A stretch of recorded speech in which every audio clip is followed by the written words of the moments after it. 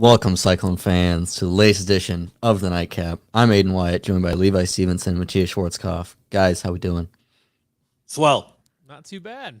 It's hotter than a crack spoon outside. Yep. Yup. That's my new analogy here as of late when it gets really hot. So you feel free to use that one. Why does it have to be that one? It's a lovely one. Use it. Why not? Patent pending. It is one. Feel free. Yeah, anyways. All right, well, we're going to throw it to some guys where it might be a little hotter down there, where they're from. We got the Gauchos. We got Rob, and we got Kansas State fan Kyle. This asshole. Fucking Kyle. Kyle, you're muted, brother. Good. No, leave him muted. Oh, Leave great him muted start, until he Kyle. takes the damn hat off. Good. Is this thing on? No, yeah, I just wanted the initial shock value, but I'll change hats. Don't worry. Well, you couldn't figure out how to unmute yourself because you're wearing a Kansas State hat, so it's I pretty know, on that's brand honestly- It that's- made me stupider as I was wearing it. It was horrible. It just clears out the brain power. Just there. not Sucked it great. right out of there. Yeah. It's like the old signing day switcheroo. There you go. Yeah. I think this switch is probably for the better.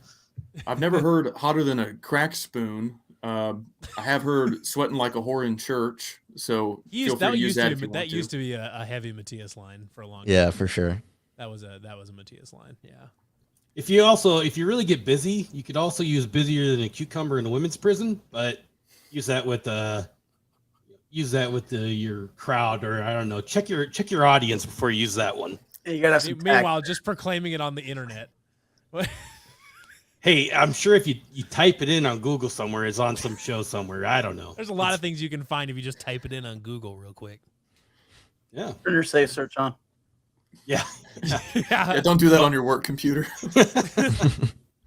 Or dude, just before test it out. Before we really dive into things here, we have a message from our beloved Cyclonary. He says, "Can you ask the Gauchos if they remember the time Iowa State started a middle linebacker at QB and beat Patrick Mahomes by 56 points? That game was crazy." He said it, not me. That game was crazy. Yes. That was before Matt Campbell made Iowa State good. And I actually remember it vividly because we still had an outside shot at going to a bowl game. And Iowa State was like 3-8. We were like 4-6. And I was like, okay, if we win this one, we can play for bowl eligibility in the finale.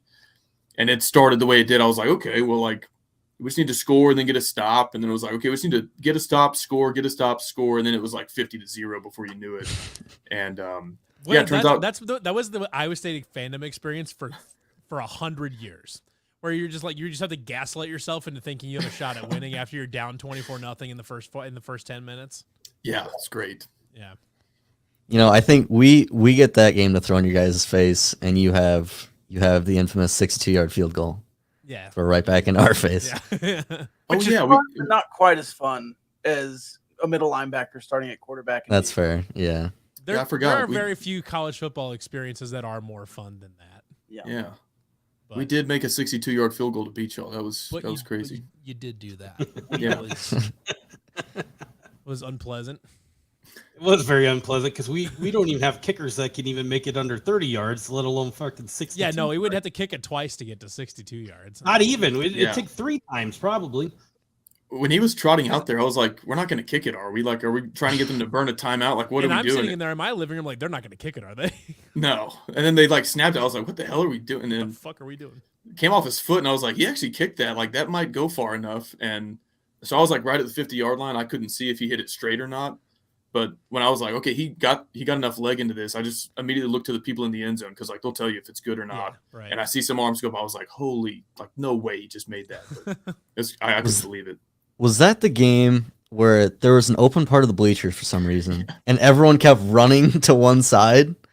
What's the story behind that? Because I didn't really understand in real time. Rob, was that the water bottle incident? No, that was the following year. I think it was just half empty, and so people were just going to where the action was. I thought that was the game where they moved like 2 sections of the student section, said like you'll have to vacate. It was like right in the corner of the end zone. I thought it was that game. Yeah, I remember the TV announcer was like saying like they're like moving students because they were like throwing stuff or That something was like that game. Yes, it Yeah. was. Yeah, Yeah, and they banned 2 sections, and so everyone just moved down the road. Closer to the Iowa State bench, by the way, where like if I they was- wanted to throw more stuff, they were closer in Closer, range than yeah. if they just left them in the corner. But I was thinking that was Oklahoma State, but that was the following week or the following home game where the radio announcers were suspended. Due what? Oh, I forgot about that. Wait, what? yeah, so due to hammering the officials at the end of the Iowa State game. yeah, they suspended our play-by-play and color commentary guys for Bad boys of radio.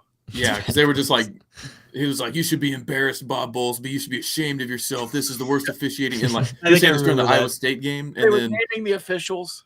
yeah, he like came after the commercial break. He was like, "You, Bob Johnson, we're gonna find your address." And he didn't actually say that, but Yeah. but yeah, they got suspended for the next game, which was Oklahoma State. Yeah, I forgot about that. That was crazy. Anyway, Wild. that's not what we're here to talk about. Hey, That's not what we're not here to talk about. it would be very rare if we stayed on topic anyways, so whatever. So I do want to talk to you guys about like your guys' kind of start. I mean, you're now over 20,000 Twitter or X followers, whatever you want to call it now. I mean, you guys, I remember following you guys when you're under 10,000. I was there from the start. Let's just call it that, right there from the start. Anyways, but you guys have like really just blossomed into this, well-rounded, obviously podcasting, content creators, things like that. And you've done it kind of respectfully too. You're engaging with other, fan bases in your own way, all this other stuff. So give us like a little bit of the background of, what you guys wanted to do when you started this and obviously to how you got to where you are now. Well, Kyle, you want to go first there? You're the one Sure. that's my DMs. Yeah, we got started because I was, I would just spend a lot of time, kind of like making Texas Tech content for nobody but myself, and just like doing what I thought were like interesting Twitter threads, and like ranting to my wife about a discrepancy between the point spread and the football power index. I was like, hey, there's a 7% gap here. Like we might have an edge. And she's like, oh, that's great. That's crazy. And I was like, I need a different outlet for this. And Rob was a mutual Twitter follower of mine that like we always kind of were on the same wavelength, like making the same joke at the same time, like while we're watching a live broadcast or something. So I was like, I know this guy is, kind of the same mindset as me. And so we hadn't met or anything. I just like basically DM'd a stranger. I was like, hey, do you want to start a Texas Tech podcast with kind of an angle or an emphasis on sports betting stuff? And so we met at a grocery store cafe and started like scribbling notes on what we wanted to do. And I guess that was like 2 years ago, pretty much right this time, because it was right before football season.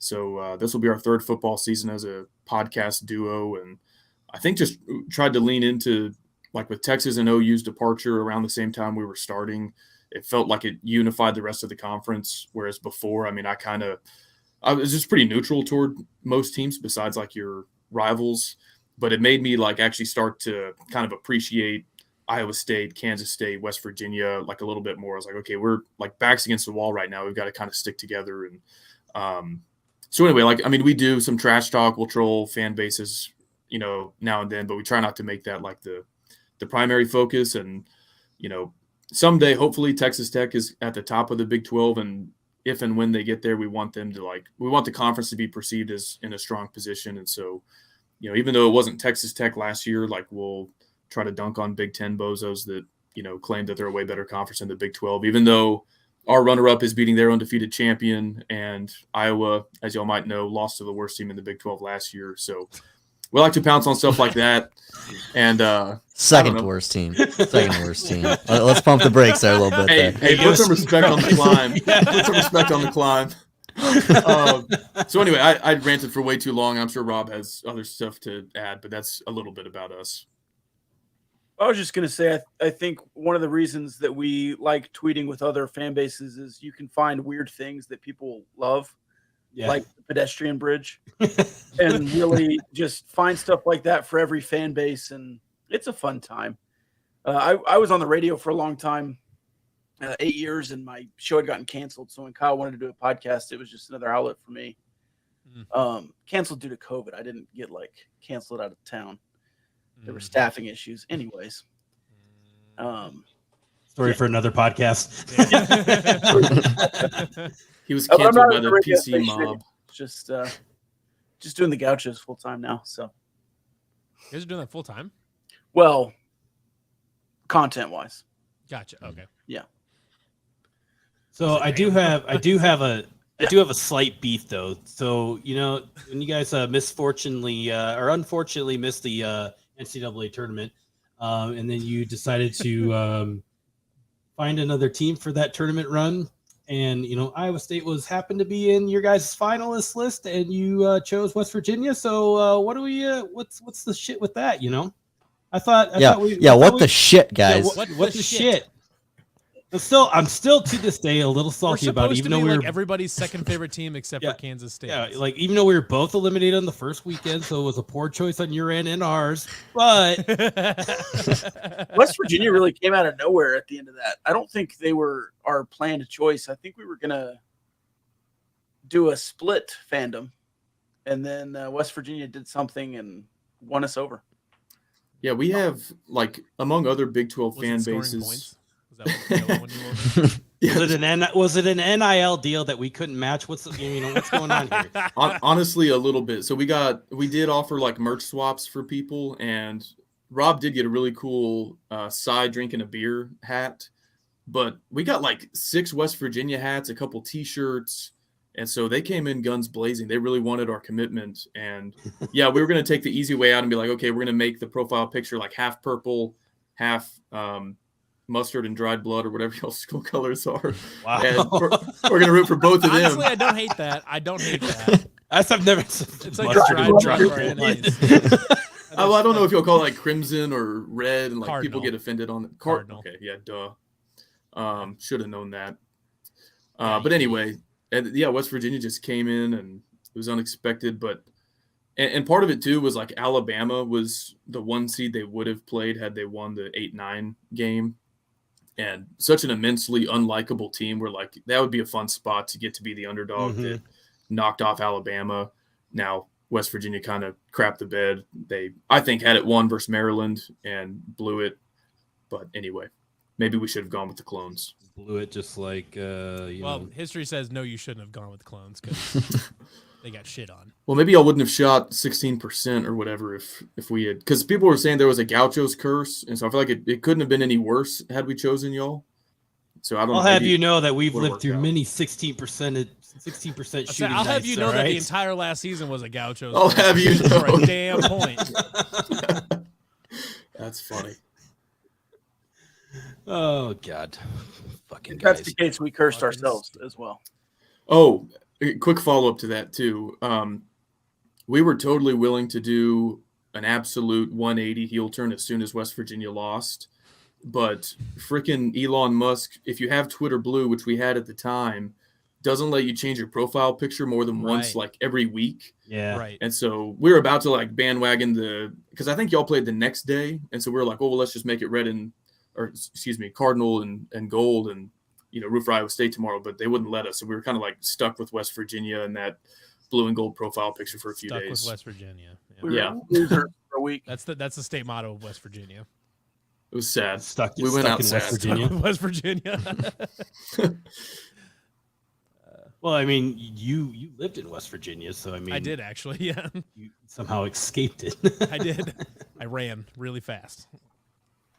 All right, let's shift gears here a little bit. We'll shift it to Texas Tech footballs, the old pigskin. So you guys seem to be what were you picked in the preseason poll? Was it fourth? Was it fourth? Fourth, yeah. Yeah. So it's kind of what were you picked last year? If anybody remembers. Seventh or eighth. Seventh out of 10. All right. So you're in the top quarter, of the Big 12 now, whatever it is. But so you guys got a little bit, I guess I should say, hype from media in some regard. But overall, what is your guys' gut feeling going into the 2023 season of how this season is going to shake out for Texas Tech football? Yeah, there's hype. There's local hype. There's national hype. There's Big 12 hype.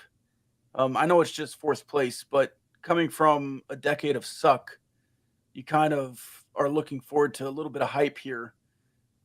My personal opinion is it's a pretty old team, pretty experienced team, a team that's finally bringing back a quarterback who's never lost a game he started and finished at Texas Tech. Finish is the key That's word like, here. That's like 2 of them, right? Starts and finish, yeah. Very small list. And it's like Murray State and a couple of those schools. Just enough to make a line. Yeah. Data points. But I'm skeptical, not skeptical, reserved maybe on the hype. I don't want to get too far into it. Kyle's all in. I'll let him say his piece in a second, but I think as far as the hype goes, I am cautiously optimistic on it because there are some actionable data points of age and snap counts, and you have 16 super seniors, 10 starters back defensively of guys who started the bowl game. Joey McGuire even said that this team would beat the bowl team by 14, like 3 days into the spring. So there are some actionable hype points that I'm leaning toward to say, all right, you might be better than last year.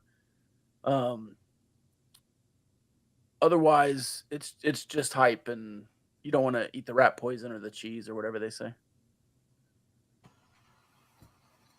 Yeah, I guess I see both sides of it to some extent. I'm trying to sort through like what's hype versus what's real. Like, I don't know how into like analytics and stuff y'all are, but there's a couple of post-game win expectancy kind of metrics that Texas Tech went 8-5, and that looks great in terms of their trajectory.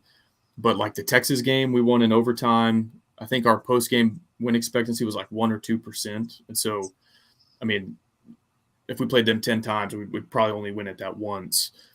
Houston was a double overtime game. Oklahoma was overtime, and all 3 of those were at home. And so it's like if we played those at neutral site or on the road, or the ball bounces a different way on any of these 150 plays, like those could have been 3 losses, and like you're not even a bowl team. But having said that, yeah, you're like really old. I think both of our corners are 5th-year seniors. Both the safeties are 5th-year seniors. Both the inside defensive linemen are 5th-year seniors. The quarterback's a 5th-year senior. I think we have more returning starts on the offensive line than anybody else in the Big 12, save maybe Texas or Oklahoma. I've only looked at the numbers for the people that are here long term. So there is reason to think like, okay, we're older, more experienced than a lot of teams. That doesn't necessarily mean you're more talented or can out-scheme them or can beat them on any given Saturday. I think the schedule is good in some respects, like some of those toss-up type games like TCU and Kansas State. You get both of those in Lubbock, so that's good.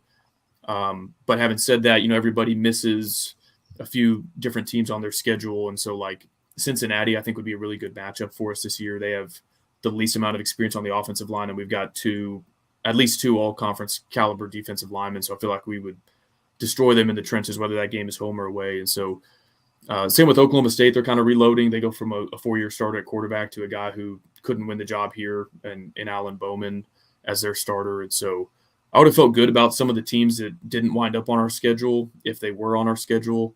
So I think the schedule could have been tougher. It could have been easier. We landed somewhere in the middle. But what I've been saying to Rob all offseason is ask me at halftime of the Oregon game.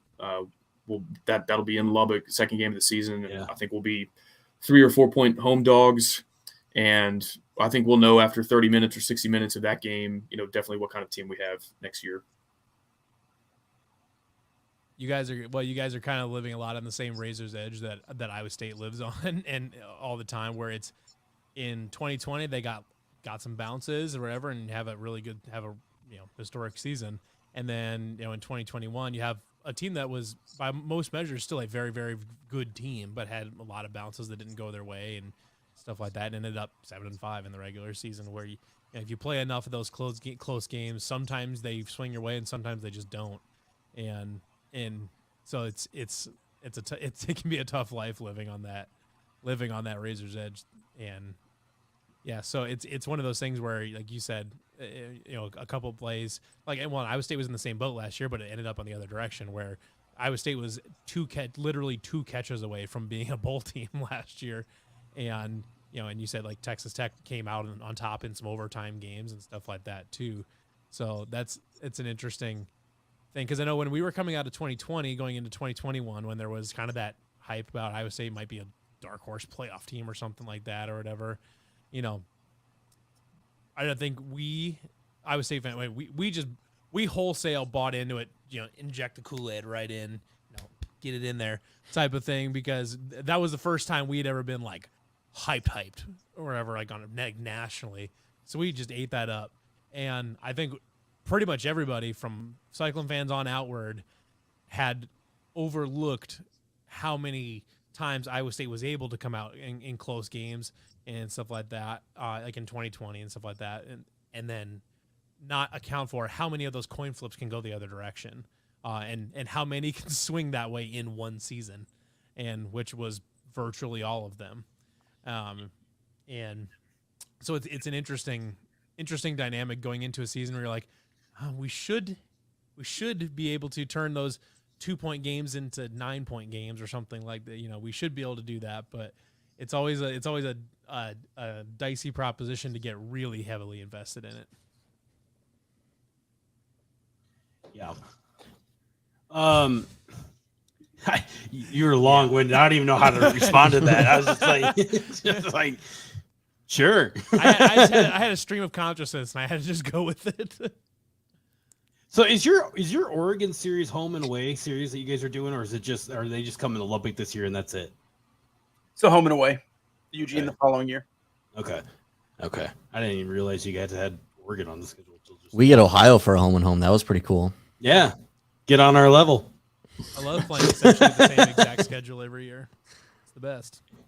How much do y'all hate playing Northern Iowa? Fucking sucks so much. ass. I hate it. It's the worst game. We have on the nothing schedule. to gain from it. Not even close. It's the worst game on the schedule by far. They literally throw the book so their coach is Mark Farley, who's been at UNI for like longer than all of us have been alive, probably. And he is no dummy. I mean, he's been to the FCS playoffs like a bajillion times, been to the FCS championship once. Pretty much done it all. If North Dakota State is tier 1A, like UNI is tier A.5. Like they're right there. Like they're in that group of him and Matt Campbell are like, they're on good terms. They're like good buddies in the coaching world. But Farley, like, probably after the season got over last year, started game planning for the Iowa State game because Farley he gives zero fucks and will destroy the world if he can. So Farley lives to beat Iowa and Iowa State. That is his whole purpose in life. He's just like, screw the rest of the FCS. I don't even care what happens there. We'll take care of itself. The worst part is UNI is routinely like, they are good enough and well coached enough that if you aren't like playing well, they'll fuck you up. Like they will come to your place and beat you. They've done it to Iowa State. They've done it to Iowa, whatever. Like you don't mess around with UNI. But the problem is they're still an FCS school. So you're like you definitely can lose to them. But winning gains you absolutely nothing. Yeah, their skill set guys aren't the greatest, but they have their offensive and defensive lines. Then occasionally they kick out a David Johnson. Yeah. Whatever. Like their offensive and defensive lines are outrageously good. And then once in a while they do have a skill player that's just exceptional. Yeah. They got the smaller defensive line that will play with leverage at your hips and just move off. It doesn't even matter how good of an offensive lineman you are. They will move you around just because they play with that leverage. And it's incredibly frustrating. And then their offensive lines have been so nasty over the years, which in turn made us hire their offensive line coach out of spite just because we bitches. Yeah, so just because we're not good at coaching offensive line, we needed to steal somebody else's. So, yeah, so we went right to the source of the people that give us problems. To be fair, when a coach cranks out Spencer Brown and Trevor Penning in consecutive years, that's probably worthwhile looking at him. Okay. Yeah. I remember watching, I think it was 2019, and y'all were in overtime with Northern Iowa, and I was like, okay, this is the year we finally beat Matt Campbell. They stink, and it was just a false flag, I guess, because y'all still beat us that year. Really fucking annoying. Yeah, just anything that happens in the UNI game, even if they were to beat us by 20 points, just throw it out the window because it just doesn't matter. Like the game, it don't matter. We'll get made fun of on Twitter. It's just like the Iowa game where you can't play a game against the 1972 Oakland Raiders and be like, oh, we can extrapolate this data. And it's like, it's a useless fucking game. 72 Oakland Raiders. And it's just like, it's a useless fucking game that you can't look at any tape from because nobody fucking plays like Iowa because we all moved on past the 1980s. And that's just where we're, it's stupid. That's what it is. It's a fun, dumb game. It's silly. Stupid. It's just really so silly. and dumb, and it's always annoying, and I love it. Speaking of, glad I asked. Yeah, it's a stupid fucking useless game. All right, Kyle. You and I hate it.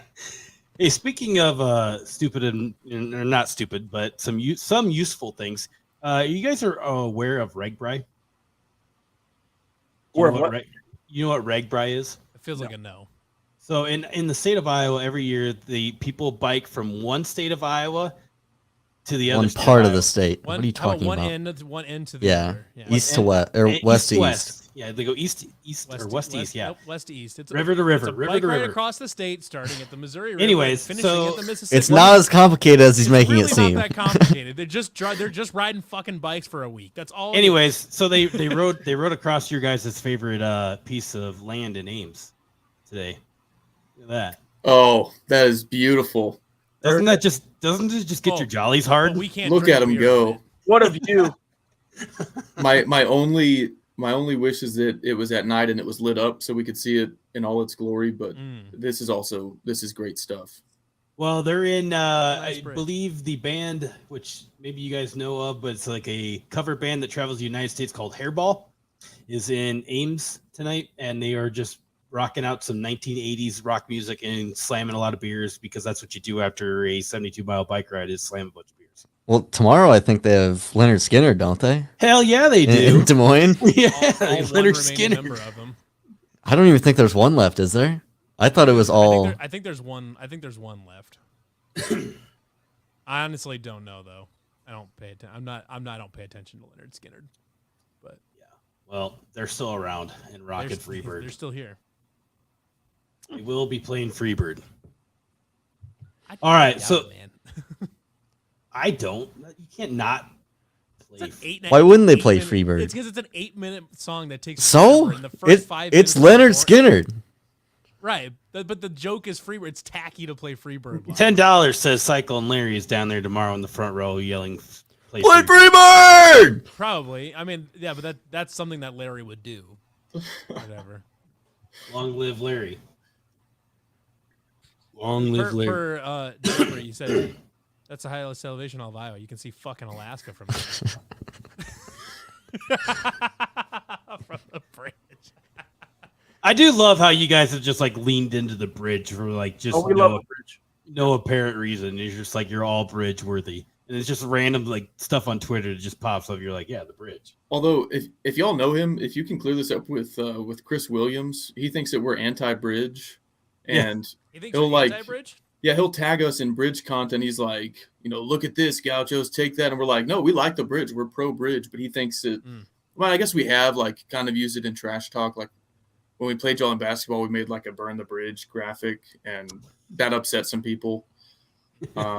But I don't know. I feel like he thinks we're anti-bridge, but we like the bridge. Well, Aiden talks to Williams on a daily basis here, so he could. Yeah, I'll make sure that gets cleared up for you guys. Okay. Yeah, we want to squash that beef with Chris. Start throwing bridges on fire pictures out on the internet. That all would be day a weird long. thing if it just totally went south and then you just started having like legit beef, and then all of a sudden you just became bridge haters for no reason. just to dig your heels. in. Every bridge in America they drive across. Like, fuck this thing. Just start posting pictures of any bridge you can find, just flipping off the camera from the bridge every time. It's like you guys should do the "It's all West Texas" tweets, but about the bridge. It's all the pedestrian bridge. It's all the it's pedestrian dead bridge. bridges. Oh my! Let me cook. I'll figure something out.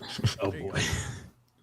All right, so let's talk about the new Big 12 here. God damn it, where'd my thing go? New Big 12 here a little bit, but you guys actually play UCF and Houston this year, I believe, right? And then Wait, what was that first school? Oh, Central Florida. University of Middle Florida. The Hilton Night Managers or Disney Community College. They like to go by. So make sure you get that out there. Is there any Is there any other team from the new that you guys play this year other than Houston? Oh, BYU. Yeah, we go to Provo. So do we. Boy, go to Provo. I guess so. Out of those 3 games, and plus the whole collection of the new Big 12, we've talked to Houston and Cincinnati so far. There's a little bit of different perspective on their end, but we haven't really talked to any other Big 12 schools about what their feelings are of the new Big 12 and the makeup and the kind of the future of the Big 12. Obviously, Texas, Oklahoma are leaving. We all know that, but then there's rumblings of Colorado and all that stuff continually happening. They're adding more, but as it stands right now, obviously we have BYU, Cincinnati, Houston, and the Hilton Knight managers coming in. So I guess from your guys' perspective, as the current makeup of the Big 12, and we'll just exclude Texas and Oklahoma from this conversation because they can just lick our nuts. How do you guys like the makeup of the conference and obviously the potential that it has going forward? I trust Brett Yormark. I am very high on Brett Yormark. I think he knows what he's doing. If expansion is still on the table, which it's been said it's on the table for 2 years and nothing's happened really since the initial adding of the 4 schools, I'm really excited to go to Provo when we get to do that. I'm really excited that UCF Central Florida has a lot of growth trajectory that I think they can be good. I don't think they're good yet. I don't think they'll be good immediately, but I think they can grow into something. Houston, it's going to be tough. They don't really own Houston like they think they do with LSU and Texas A&M and Texas and the rest of the Texas schools all recruiting in Houston. It's a pretty even mark, but Sure. I do trust Brett Yormark in the fact that there is growth, there is money. He is selling. He is getting into new markets like Mexico City. He is doing things that Bob Bowlesby just didn't do for a decade, which is damn near anything because Bowlesby was just sitting around on his hands. So I think that the Big 12 is in a good position. I think Brett Yormark's the man to lead them. Even if it's short term, if it's just a business move to get him in the right position, and then you get a football guy back in there. But I like the audacity of the hire that you just go completely off the board and let him cook. Yep. And he's been cooking.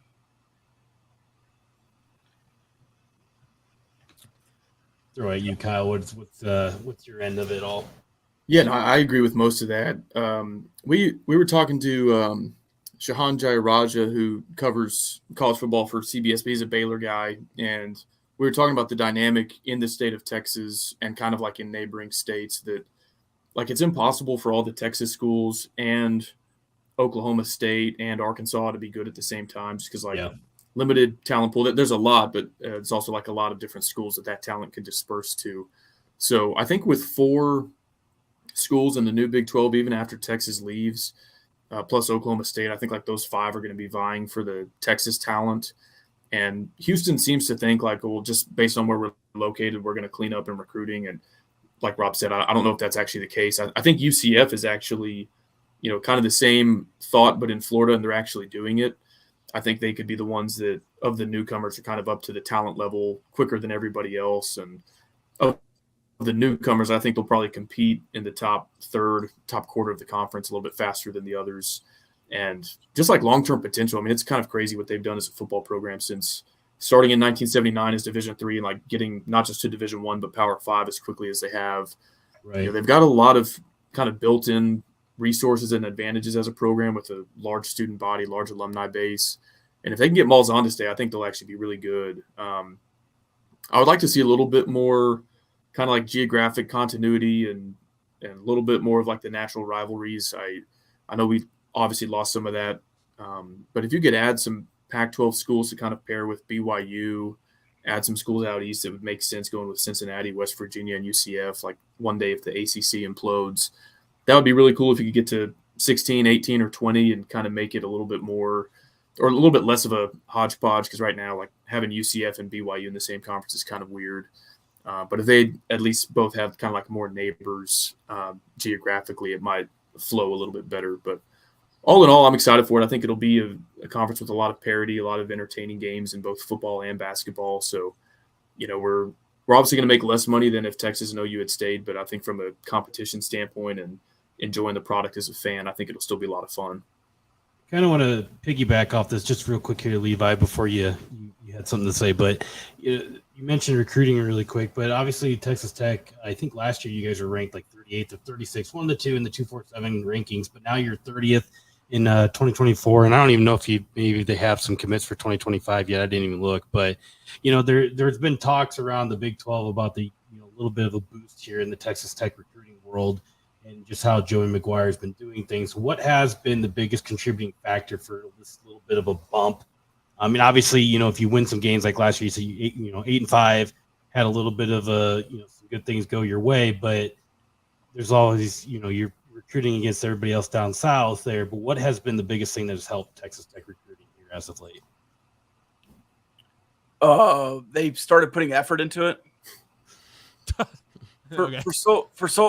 Seriously, for so long at Texas Tech, you had one guy in the recruiting department, and then I don't know, $200,000 or something to go recruit an entire class with, and now you have 5 guys and a director of scouting and $1 million and all kinds of planes and trains and automobiles to get to places. You're just putting more of an effort into it, and Joey McGuire having, the ability to walk into any high school in Texas, shake the coach's hand, call him by his name, and say, hey, we're here to see this kid, helps tremendously too. But I do think that Matt Wells and Cliff Kingsbury and all the other coaches could have recruited better had they had the resources that Joey's put forth. I think for too long, people in the football program bought into the idea that it's impossible to recruit to Lubbock and just sort of believed that kind of loser mentality. Like, is it easier to recruit to, UCLA or somewhere like that? Like, yeah, obviously, but that doesn't mean that like you can only scrape the bottom of the barrel to get guys to Lubbock. Like, you're a 45-minute flight from Dallas, Austin, wherever, in state. And every other sport was churning out Olympians, College World Series athletes, first-round picks in Major League Baseball, lottery picks in the NBA. So up and down, every sport had elite talent except football. And, we were recruiting in the bottom 2 or 3 of the Big 12 every year. And like Rob said, we finally have a coach that can recruit the state of Texas better than we have since probably the 1990s. He knows every single high school coach in the state of Texas. He's kind of like revered in that circle. So, and then they're really early on evaluating talent. So over and over, it took our fans a while to get used to this, but we would offer a guy and go to his rivals profile and we're like, okay, his only offers are us and Navy. Like, what are we doing here? But then a month later, he's got like Ohio State, Tennessee, Oregon offering we're not reaching. We're just better at evaluating talent and offering earlier than everyone else. And so, I think that's been a huge advantage for us too. Iowa State ends up in that boat pretty often, as well, where it'll be us and Bowling Green, or for Mike Rose, it was us and Ball State, and then he turned into Mike Rose or something like that, or was it JJ McCarthy was the one? Yeah, JJ McCarthy was literally Iowa State was his first offer, and he was camping at Iowa State as an 8th grader multiple times between 8th grade and his sophomore year, and then ended up in Michigan. Fuck you, Harbaugh. Well, he's going to get busted here for recruiting violations. So. Yeah, so he cheated to get JJ McCarthy away from Ames. Cheated.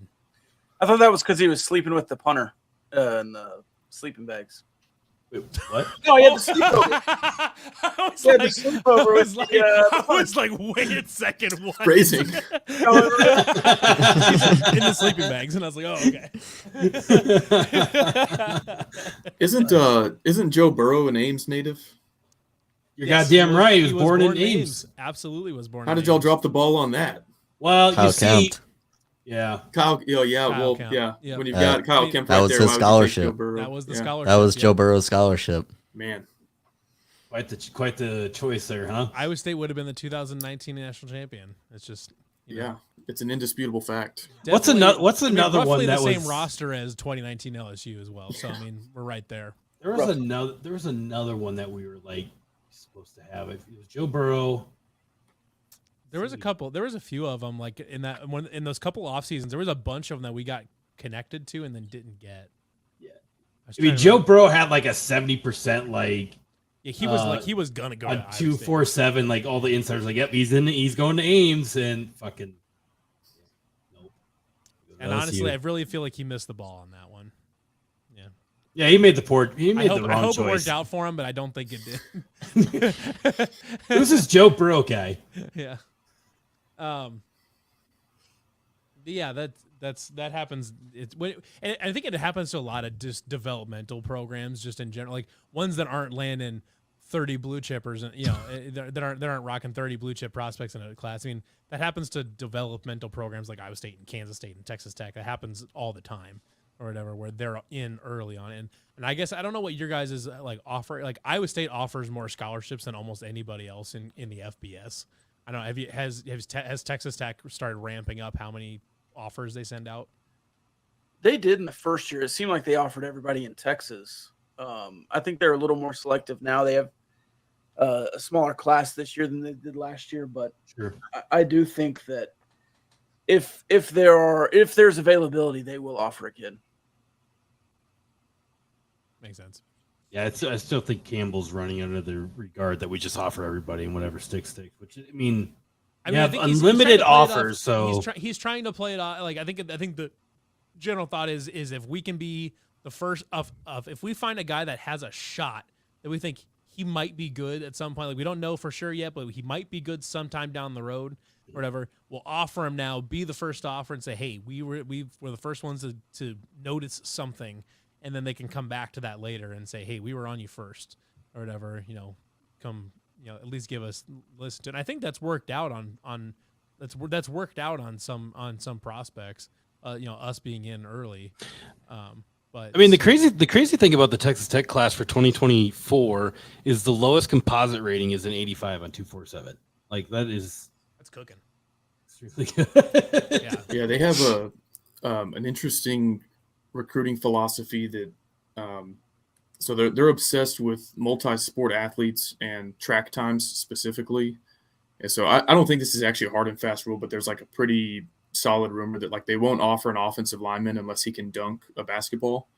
And so, obviously those guys are usually pretty tall, but you've also, if you're 6'5", 300, you have to be able to, get up a little bit athletic.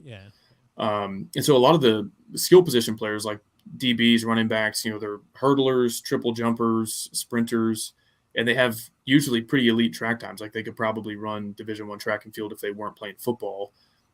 So they're all about speed. Joey McGuire says that this last recruiting class, 2023, is the fastest in the country, and he has the numbers to back it up. I think he's going off of like official track and field times on that.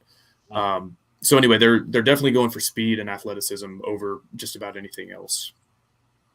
As a former offensive lineman, I can't confirm I cannot dunk a basketball, so I would not have been recruited by Texas Tech. Yeah, that's the only reason why you would have been recruited by Texas Tech. But find me at UNI, where I can be the annoying. All right. Are you saying I'm not good enough, Aiden? Yeah. Yep. Son of a bitch. Yep. Well, we're kind of into our. Aiden, how about you just take this away? Say Aiden's the host. It's game time. It is game time. All right. Well, Levi does the intro best here. I'm a child, and Levi throws out stupid 90s questions. Because that I have to guess. Aiden was born in the year of our Lord 2001, which means he's an actual child. Spring chicken. Year of our Lord 2001. Horrendously young, outrageously young person. So we ask him. We do a little game called Aiden versus the 90s, where he tries to guess 90s related trivia that he sometimes knows. And you guys are gonna guess with him. Okay. Alrighty. First up on Aiden versus the 90s. In Forrest Gump, what is the name of the school bus driver? Oh God. Oh my! I have no idea. I was pretty confident when you said Forrest Gump, but Waiting for a buzzing. Anybody I'm drawing a got it? blank. Yeah, I guess we should have announced this. When you want to buzz it, you gotta go. Yeah, That's you have there. to audibly make an ant. Yeah, we sound. can't afford buzzers Yeah, for we all don't. of you. Yeah, So, we can't do that. Our budget is not nearly high enough for that. but anyways, back to the music. Yeah. So, the name of the bus driver in Forrest Gump. Greg. Nope, you suck, Aiden. It's not Greg. Kyle or Rob, you got a guess? No clue. Nothing? Rob. Nope. It is Miss Dorothy Harris. What? You didn't even let me answer. And it's because you don't know. You Well, weren't gonna get that anyways. yes, I was. Because you looked it up. He can't I was dunk a gonna say, basketball. He doesn't know Yeah. the bus driver's name from Forrest Gump. Just Didn't even get a shot here. Absolute dog shit offensive lineman. All right. We have a shot here, Joey McGuire. All right. You still have 4 years of eligibility. Yeah, you can use it. Just call me up. All right. One of the most famous songs of the 90s, Zombie by the Cranberries, was written about which historical event? You got it? is it the I don't know the official name, but like the war between Ireland and Northern Ireland? I'll give it to you. Close enough. It's the Northern Ireland conflict. Yep. Okay. So, yeah, it did spill into Ireland, but it was primarily located in Northern Ireland. But yeah, I was going to guess the Alamo. But were That they was- fighting Never over forget. potatoes? so Never forget. Always remember. you get a double buzzer for that one. What were they Horrible. fighting over? Potatoes? Please say potatoes. No, it was something a Please lot say potatoes. more serious than that. What is more serious than potatoes? Uh, Seriously. Hey, It can I clear was- something up while we're talking crops here? Oh God. yeah. What? In the, Wait. Hold on. Where I think you're going with this? Fucking crop. Tread lightly here. I have nothing against corn or wheat. We love both Farmageddon crops, but we have our own crop, which is cotton. Oh. And I said in one of y'all's YouTube comment sections that cotton clears, and y'all were like, "Oh, good luck trying to eat cotton. Have you ever eaten cotton?" But you can cook with cottonseed oil, and so I've never seen anybody wear corn or wheat. You can wear cotton. You can cook with cotton. They turn corn fibers into like you can use them Okay. like to make textiles and such. Well, I didn't know that. So Well, I didn't know you could cook with cotton oil, so we're Yeah. all learning something. I'm glad we're all learning here. the score is 1-1. We've got it. All right. Okay, let's go here. The 1997 Major League All-Star Game featured, I'm just counting this up here, 1, 2, 3, 4, 5, 6. Like- I believe it had 6 Hall of Fame pitchers in the 1997 God. All-Star team. Who would they be? Maddox has to be one. Maddox is one. Good pull. Pedro Martinez. Pedro Martinez is one. I think that was just past Nolan Ryan, right? So he wouldn't have been in that. No, he was. Yeah, he got hurt in '94. I think that was. when He retired in 94, 95, I think. Dang, look at that. Roger Clemens. Well, There Roger you go. Clemens is not in the Hall of Fame, but he was also not. He was also not an all. Oh, he was an Oh. All-Star that year, but he's not. He was not. Oh, Tom Glavine. fun side quest. Who was Roger Clemens pitching for that year? The Astros. Blue Jays? The Indians. Was the Blue Jays? Good job. There you go. Okay, so what was your other guess, Rob? Tom Glavine. Tom Glavine was in that All-Star game. So we've got Greg Maddox, Pedro Martinez, Tom Glavine. Randy And I Johnson? believe That's all Mariano of them. Rivera? That's all of them from the NL. Randy Johnson and Mariano Rivera are both in there. Here we go. Guys, we are cooking. Yeah. I think there's one more. I can't remember. There might be 2 more. Starter or reliever? Let me look. They would both be starters. Let me make sure that this one's in. Oh, you gave him that?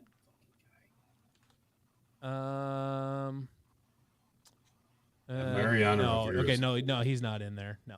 Okay. So it should just be one more. I think. Did you count Randy Johnson? No, you didn't say that. Yeah. Yeah, you did say that. Okay. It's not Kurt Schilling, is it? That would have been before him. He was in that All-Star game. He's not a Hall of Famer. Okay, gotcha. Oh, you know what? I was mistaken. I thought that one of those guys was in the Hall of Fame, but he is not. So the one I was thinking of was Mike Mussina, and David Cohn was also in that All-Star game, and I wasn't sure if I thought one of those two might have been, but they're not. So I believe, yes, you guys got them. Oh wait, hold on, there might be one more in the NL. Wow, you're great at organizing trivia. Well, this was a spur of the moment thing. Okay, Spur of the moment thing. We talked about it since last week. The other borderline one that I was thinking was Kevin Brown, but he is also not in the Hall of Fame. So you guys got all of them. Congratulations. And you officially win nothing. Yeah, you won nothing. But give us a bonus question. Let's go. Okay, bonus question. Let's see. Let's just go to the same All-Star game and see if I can find out how many batters. There's one there. And Griffey Jr. There might only be one. No, there's two, three. There's 3 Hall of Fame batters in the '97 All-Star game. 1 from the National League and 2 from the American League. Craig Biggio? Nope. I just gave you one. Is Mark McGwire in there? Yes, but he's not a Hall of Famer. He cheated. Steroids. Sorry, I'm just thinking a year. I keep forgetting the Hall of Fame thing. You're on the right track though. He wasn't. How about Cal Ripken? Cal Ripken Jr. for clarification. Yes. Pudge Rodriguez. Ivan Rodriguez was also in there. Pudge. Nice. Oh shit! I was looking at the wrong fucking list. There is a bunch of Hall of Famers on this one. Yes. So yeah. So someone said Ken Griffey, right? Yep, I did. Yep. Ken Griffey's in there. Let's That's see. all So I those are all American League. Oh, Craig Biggio is one. I lied. Craig Biggio is one. There is another recent Hall of Famer on here too. Mark Grace. Mark Grace. He's not in the Hall of Fame. Was not in the Hall of Fame and also not an All-Star in 1997. How recent of a Hall of Famer? So on the American League, we've got Pudge, we've got Cal Ripken, we've got Ken Griffey. I'm still missing. There's a couple on the bench for that game that were also Hall of Famers. In the National League starters, what about wait? About Bagwell, Killer Bees. Jeff Bagwell was there. He's not a Hall of Famer though. I don't think. Is Chipper Jones a Hall of Famer? Chipper Jones is a Hall of Famer.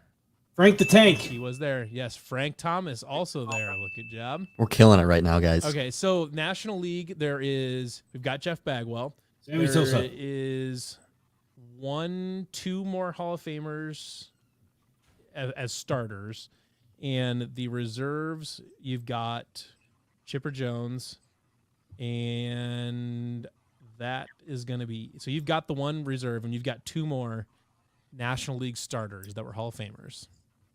97. Mike Piazza. Mike Piazza, is he a Hall of Famer? He Should was be. on the All-Star team, but I don't think he was on the Greatest All-Star. catcher of all time. To bring out the podcast from last week, starting point guard from the San Diego State Aztecs, Tony Gwynn. Tony Gwynn, absolutely. Nice. You know, Do you guys know this stat? I don't know if you heard it last week. Probably the best stat of all time. Yes. Tony Gwynn had more assists in his San Diego State career. There you go, Mike Piazza. So Tony Gwynn had more assists in his San Diego State basketball career than he had strikeouts in his Major League Baseball career.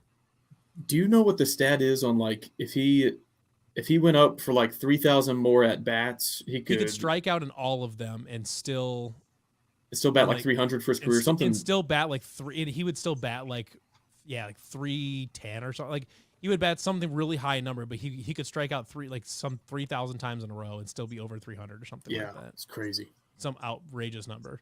Or no, he could strike out X number of times in a row and he would still like. I can't remember the stat, but anyways, Sounds like you're just trying to make up stats about Tony Gwynn right now. One more. There's one more Hall of Famer from the National League. Very recent Hall of Famer. Just like yesterday.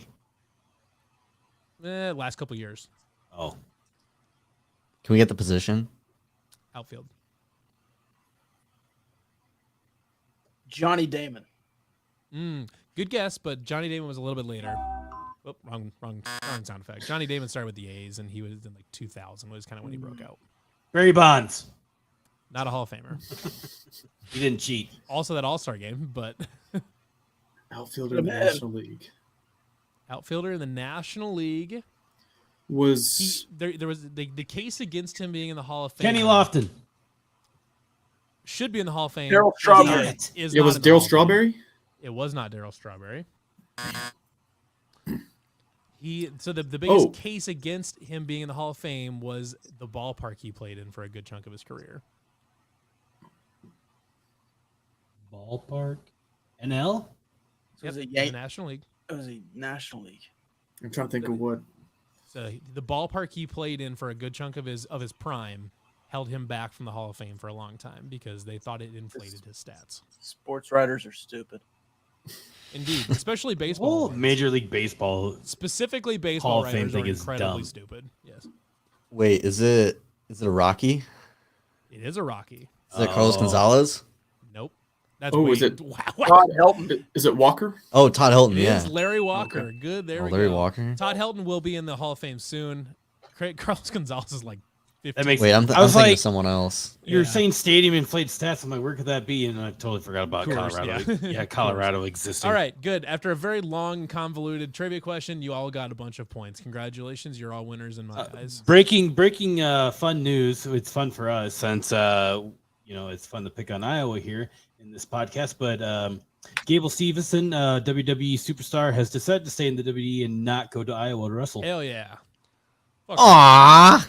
Ah, shucks. I am just disappointed that Iowa missed out on a good wrestler. Wow, that is tragic. Also, he shouldn't have been able to have any NCAA eligibility, anyways, because he was in a pro wrestling. He was a professional wrestler. Professional. Roughly the size of both Brands brothers stacked on top of each other. Yeah, they're midgets. It's a wrestling, a very niche wrestling joke for the state of Iowa. Have fun with that. These guys are just like, what's wrestling? Texas Tech doesn't have wrestling, right? No. No one in Texas has wrestling. If Right? I could add a sport, though, I would add it. Yeah, nobody in Texas has Yeah, wrestling. that's sad. I can't think of anybody in Texas that has wrestling. Now that I think about it. Y'all need baseball and we need wrestling. So the problem, Yeah. I say we have this conversation all the time because It's too cold. No. Well, I mean that. Well, yeah. He's Mr. Ad. He's Mr. Pro, I mean, you would probably watch hockey or so baseball, the- but he's the pro thing ad is- hockey. We got Iowa State needs that'd at be fun. hockey. Iowa State Yeah. has had a good club team for a long time. They've been really good for a long time. And Iowa State is less than 6 hours away from most of Minnesota, Chicago, Detroit. See, Levi, hold on. We got to stop you right there. Canada, like Hold on. Because remember when Kyle said that Houston fans think that they're just going to dominate Texas now that they're Power 5 in recruiting? I mean, Don't you think that could be that's true for not- Iowa State that's in not- hockey? That's not the same. It's not the same. Why? Because it doesn't go to your point? Is that why it's not the same? No, it's gotta move the goalpost a little bit? I think we'd get our asses handed to us in hockey. I really don't think so. I mean, early on, every expansion team gets their asses handed to them early on, except for the Golden Knights in Vegas. Anyways, point being is we need to add baseball so we can play against Texas Tech. No matter what, hockey is clearly the better option. Does Iowa have hockey? No. Club hockey, but okay. not Division I. No. Plus, we'd be in the same. No Big 12 conference with school Minnesota has and hockey. Wisconsin in North Dakota. It'd be fantastic. For some. It'd be great. I would say hockey would be fantastic. I'm in. Plus, we'd actually be good at it. Like baseball, we'd never be competitive. Never. Says you. And actual legitimate Iowa State baseball history, not competitive. Look, if Barry Bonds can juice up for a little while and get away with it, so can we. All right. Have y'all seen that Twitter account? I don't think it's active anymore, but one of our listeners, he used like AI and a bot to make like an Iowa State baseball Twitter account. Yeah. It would tweet like fake score updates. It was like, "Oh, today's game." Every game got out. canceled. Yeah. Canceled. Yeah. In the bio, it said something like 1998, fourth place in the Big 12 North, so something like that. It's like, yeah, they need baseball back in a big way. And like people had no clue what was going on, and they would reply, they're like, Iowa State doesn't have a baseball team. It's like, you almost have it. Like, you're right there. No shit. We haven't had baseball we're on 21 years now, and we still have more College World Series appearances than the University of Iowa, who currently has baseball. Yeah, we beat them this year. Good. In Lubbock. They came to Lubbock for a 3-game stint. Good. We talking like 2 out of 3. So where would you rank baseball in terms of sports that people care about? Like, I assume it's like 1, 2 are football, basketball. Is baseball 3, or is it? At Texas something Tech? else. Yeah, Texas Tech. Yeah, baseball and women's basketball, I would say, are like tier 3 below football and basketball. Is that what you would say, Rob? Yeah. I mean, for the last 5 years, baseball's been. Yeah, I kind of meant like because our women's basketball program won a natty in like '93, and they used to get more, attendance than the men and everything, but they just made the NIT for the first time in like a decade, so they're coming off a bad stretch. While baseball has been, I think, 4 trips to Omaha in the last decade. So yeah, baseball's probably overtaken it recently, but I was thinking like program as a whole, I guess all time. Sure. But yeah, See, I just want a baseball team so like you have the shot, like just say you stumble your way into a trip to Omaha, and Iowa State fans in Omaha at a College World Series game would just be just bonkers. The Jello Shot Challenge would be awesome. Yeah. Oh, we'd win Y'all that would do hands it. down. and it helps with off season, like especially if your basketball team isn't good and like your season is over in mid-February, late February. Yeah. Like that's a long 6.5 months till football, but baseball, especially if you're good, goes like all the way into early June, mid-June if you're in the postseason. Well, the problem with the Jello shot thing too is LSU's bringing in like big donors and just juicing the numbers. Well, they brought in the guy who owns Raising Cane's, and he bought like 30,000 shots. Right. It's like okay, we're clearly not actually doing this competition. I mean, it's like, fine if I'll go to the bar he's at. If he's buying 30,000 Jello shots, I'll be right there and I'll be taking. I will drink LSU's shots for them. I don't care about that. Also, there's no way that they actually had that many Jello shots there's either. no way. He just paid for them. He just paid for them. That's all. They did not make 100,000 Jello shots. That didn't happen. Like they would still be making them. We'd be really shocked if they did. We're probably like, oh yeah, we did. We got a huge cooler just for Jello shots out back. We only use this cooler twice or once a year. Warehouse. Like you could it wouldn't just be like a cooler. You have to Got have a Jello shot warehouse. I mean, who doesn't worse have things. one of those? I mean that's a good warehouse, I would say. Hey, if it was Niners Jets in the Super Bowl, who would y'all be rooting for? Niners. I'm gonna say Niners. Yeah, probably Niners. Because fuck Aaron Rodgers. Wow, so y'all just hate Will McDonald then, I guess? And We just love corn Jesus more. Y'all want a taste of that? Praise Patty be to Mahomes? thee. How could you legitimately? How could you justify cheering against Brock Purdy at this point? Because Brees Hall, Will McDonald, and Alan Lazard. But it's Brock Purdy. Well, yeah, maybe if the Niners make the Super Bowl, put it this way. It's like let's say fired. Let's Damn. say there's Don't make me come through this camera there, Rob. yeah. I don't know. It's Brock Purdy. Tried sneaking that one in there. I don't know. Yeah.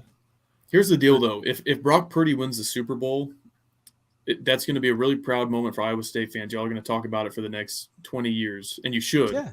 But we will always have the counterpoint of we beat Brock Purdy on a 62-yard field goal.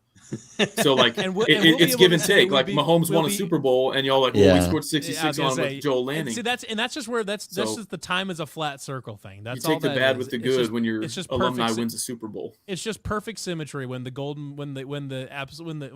boy favorite son graduates and goes and wins a Super Bowl, but he also got shit on by the other team. Like that's yeah, and I'm sure he'll win a Super Bowl, and then some TCU fan, mainly the calculator frog man, will throw some video out there of him. You didn't beat Brock Purdy with the 62-yard field goal. Yeah. Yeah, Sure was did. it 2021? Yep. Yeah. Yeah, they did. It was 21. Yeah, you're right. Okay. Yeah, the Big For some 12 reason, refs tried to for rip some us reason, off, but we won for some anyway. reason, I thought it was Yeah. last year because I blacked out most of last year, and I just Just living in denial.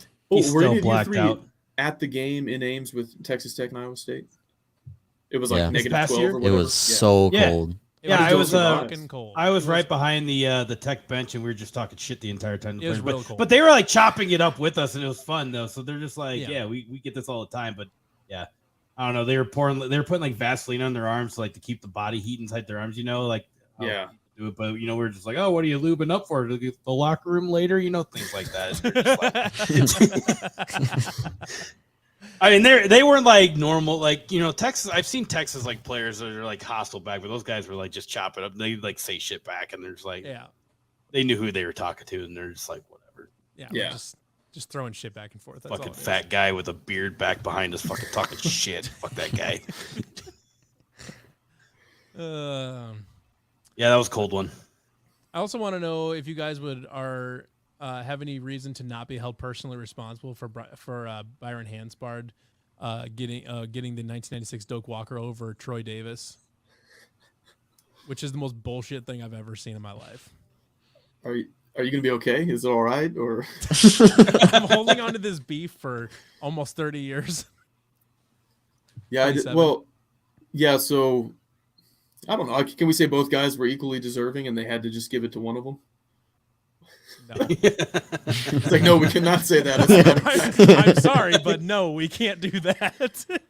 I mean, I know that probably both were going up against a totally loaded box. They both probably ran for 2,000 plus yards. Let's see. Byron Hanspard. He ran for 1990s. Yeah, he doesn't even have stats on his page. He didn't even rush. He doesn't even exist. He's a made-up person. He's a made-up person. Let's see. He was one of two backs to rush for 2,000 yards that year. The other being Troy Davis. Yeah, so they're both equally deserving. You know. But Troy Davis rushed for more yards. Well, that's your opinion. You really want to get like Iowa State fans fired up, and it's just at this point I just kind of do it randomly for the fun of it. But you just go out randomly someday. It's like, yeah, Breece Hall is light years better than Troy Davis, and that will just get the and he is, and I will fight Breece to Hall the is better than Troy. I will Davis. fight to the end of it. But there's like it'll piss off like all the older like Iowa State fans that have Twitter, and like they just happen to log into Twitter for the first time in 2 weeks, and they see Matthias tweeting that Breece Hall is way better than Troy Davis, and it just pisses. It's really fun, but yeah, that's one thing to get people fired up. You know what, Don? He was an under-respected back in history. He's also not as good as Breece Hall. So you know what? Here we go. Now we're gonna start this. We're gonna get this fired up today. We're gonna get we're gonna get the comments fired up right before we get off. So. Aiden's young, so he might not know who we're talking about here. Breece Hall used to play running back at Iowa State. Oh, gotcha. Okay. Patrick Mahomes is also the quarterback at Texas Tech. If you don't remember, he lost 66 to 10 to Iowa State. People don't know that, but I don't know if Pat Mahomes remembers that. Are we firing up one more game here before we hop off? Yeah, We do have one more game. We do have one more game. So now we flip it because Matthias and Levi are old as balls. So here's old heads. Oh, is this like a gen?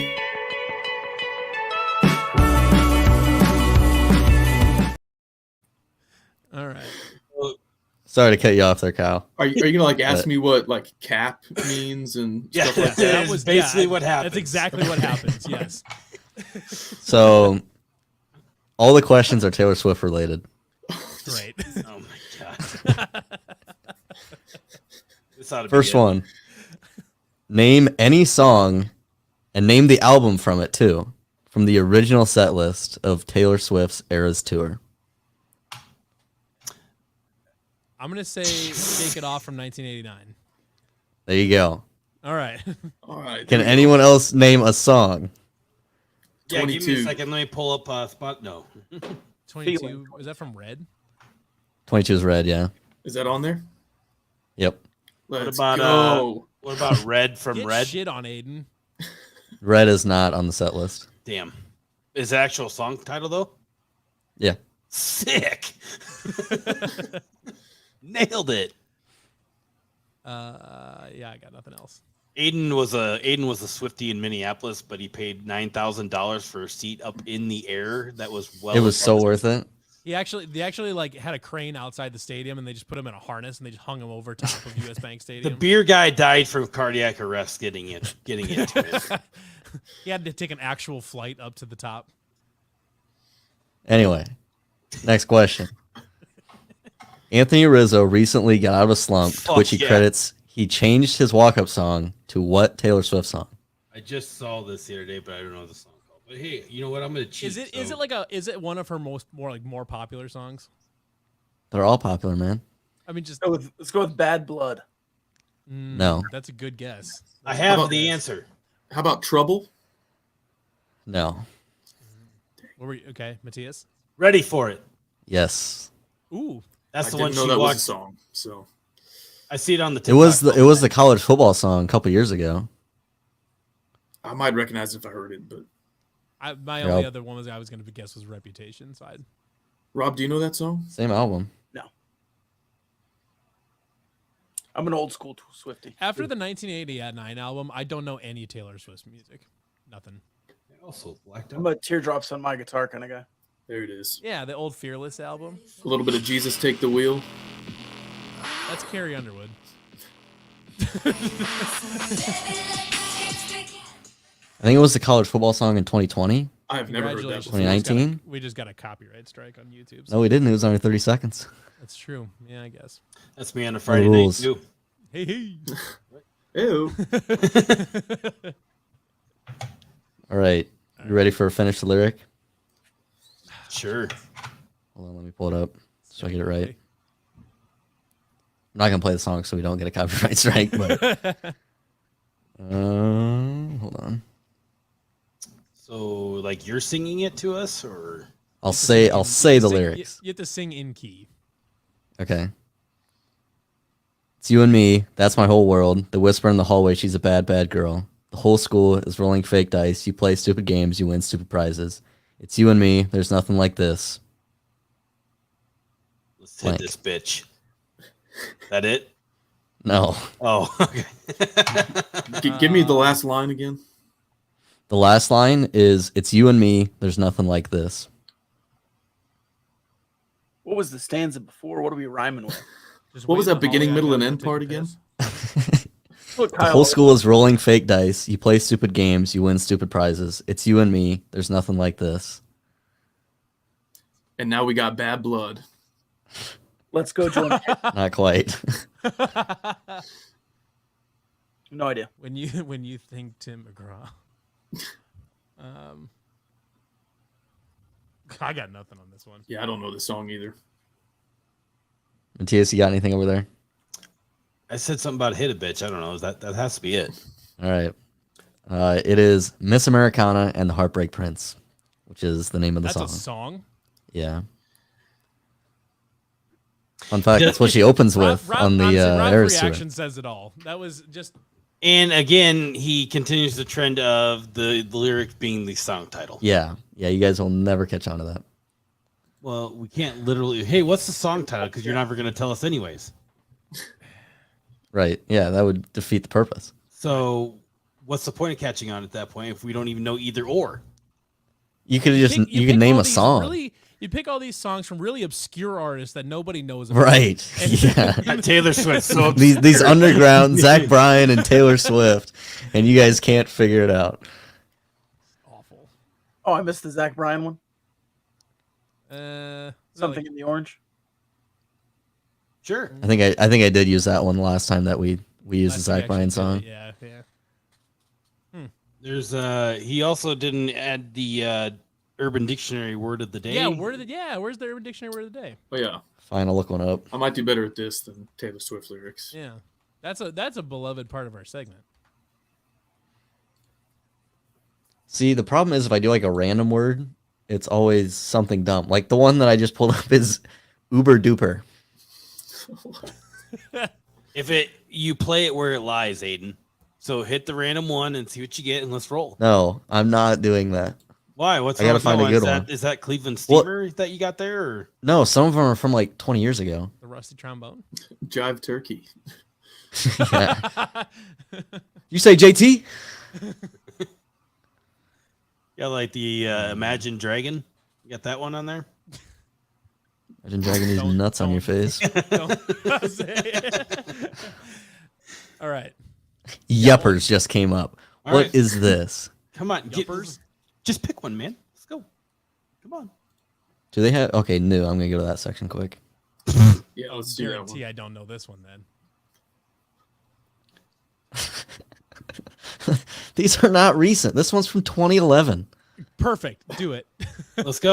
You want that one? Yep, let's do it. Let's go. Perfect. That was when I Yeah, was in college. no, Let's do now this. with that reaction, we got to let it ride. That reaction, we have to let it ride. What's going on here? Yep. I'm just gonna show you what it is. No, No, just tell no, us. no, no, no. The one, because I was scrolling through, and the one that you said, pick that one. Okay, let's give it to us in a sentence. Thunderfuck. Fuck. Look at the definition. To thunderously fuck someone causing injury. That's That's the one that you wanted. Joel Lanning thunderfucked Texas Tech. I want to know Victory. whether you were going to make us guess the word or guess the definition. I wasn't gonna say either that, the word or the definition. The word of the day is thunderfuck. Well, you nailed that one on the head. All right. I think we're out of the word of the day from dictionary. They keep coming up with old ones. What are they from 2015 or something? No, like 2005. That's not old. That's not that. That's old as man. balls. It's younger than you. Gotcha. Aiden, this is bad radio. All right, Aiden, let's wrap this thing up here. Aiden's trying. Sorry, I'm deep into this now. He's trying so hard to find out. Let's thunderfuck this podcast and get out of here. Yeah, let's just all right. fucking get out of Oh, here. here's a good one. After being trolled or catfished, you make up with your victim by giving him a hand job with maple syrup.